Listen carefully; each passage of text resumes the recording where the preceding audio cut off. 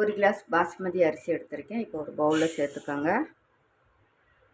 பாஸ்மதி அரிசி இல்லைன்னா நீங்கள் சாப்பாட்டு அரிசியில் கூட நமக்கு லஞ்ச் பாக்ஸ் கொடுத்து விடலாங்க. இப்போ இதை நம்ம நல்லா கழுவிட்டு ஒரு 15 நிமிஷமாக ஊற வச்சு எடுத்துக்கோங்க. பாஸ்மதி அரிசின்றனால இது ஒரு 15 நிமிஷம் இருக்கட்டும்.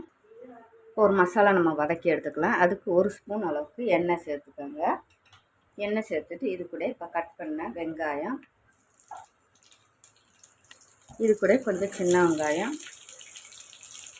இஞ்சி, பூண்டு, காரத்துக்கு மிளகாய்,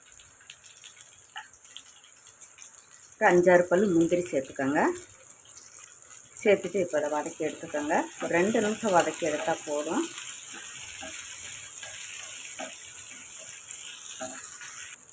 இப்போ நல்லாவே வதக்கி எடுத்தாச்சு. இப்போ இது ஆறவும் நம்ம அரைச்சி எடுத்துக்கலாம். இப்போ நம்ம இதை கூட இறக்க போகும்போது கொஞ்சம் மல்லி இலையும் கொஞ்சம் புதினா இலை சேர்த்துட்டு இப்போ இந்த மல்லி இலையும் புதினாவும் சேர்த்து வதக்கிட்டு ஆற விட்டு நீங்கள் அரைச்சி எடுத்துக்கோங்க.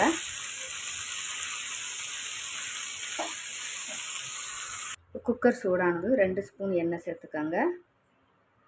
எண்ணெய் காஞ்சதும் அது கூட ஒரு ஸ்டார் பூ, 2 பட்டை, 2 ஏலக்காய் சேர்த்துக்கோங்க. சேர்த்துட்டு இப்போ இது கூட நம்ம அரைச்ச பேஸ்ட்டையும் சேர்த்துக்கோங்க. சேர்த்துட்டு இதை இப்போ நல்லா கலந்து விட்டுக்கோங்க. இது கூட நம்ம 1 ஸ்பூன் அளவுக்கு தயிர் சேர்த்துக்கோங்க.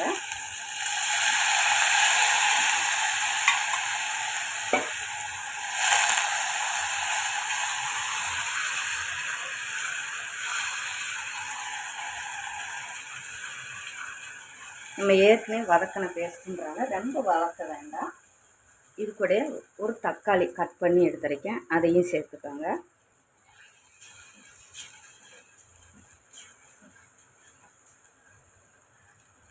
சேர்த்துட்டு இப்போ நம்ம அரிசி எடுத்த அளவுக்கு 1க்கு 1.5 கிளாஸ் தண்ணி எடுத்துருக்கேன். நல்லா சுடு தண்ணி நல்லா சூடாக்கி எடுத்துருக்கேன், சேர்த்துக்கோங்க.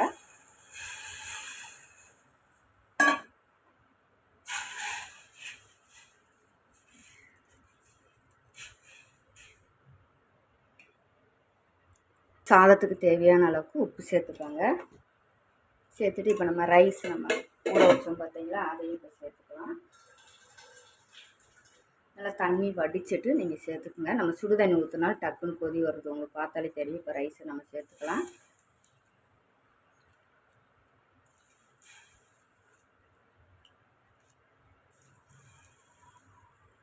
இப்போ இதை கலந்து விட்டுக்கோங்க. இப்போ ஒரே மாதிரி லஞ்ச் பாக்ஸ் கொடுத்து வரதுக்கு இந்த மாதிரி கொஞ்சம் நல்லா டிஃப்ரெண்ட்டாக செஞ்சு கொடுத்தா லஞ்ச் பாக்ஸே காலி ஆக்கிட்டு கொண்டு வருவாங்க. அவ்வளோ டேஸ்ட் அருமையாக இருக்குங்க இந்த புலாவு. சிம்பிளாக நம்ம ஹெல்த்தியாகவும் நம்ம கொடுத்து விடலாம்.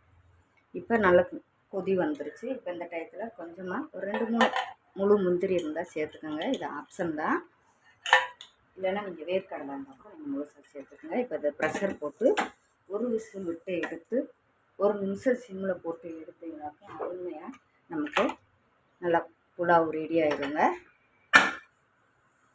இப்போ நம்ம ப்ரெஷர்லாம் போயிடுச்சுங்க, அருமையாக ஓப்பன் பண்ணிக்கலாம். அருமையான புலாவ் ரெடி ஆயிடுச்சுங்க. இப்போ இதில் இறக்க போகும்போது 1 ஸ்பூன் நெய் விட்டு கலந்து கொடுத்துக்குங்க.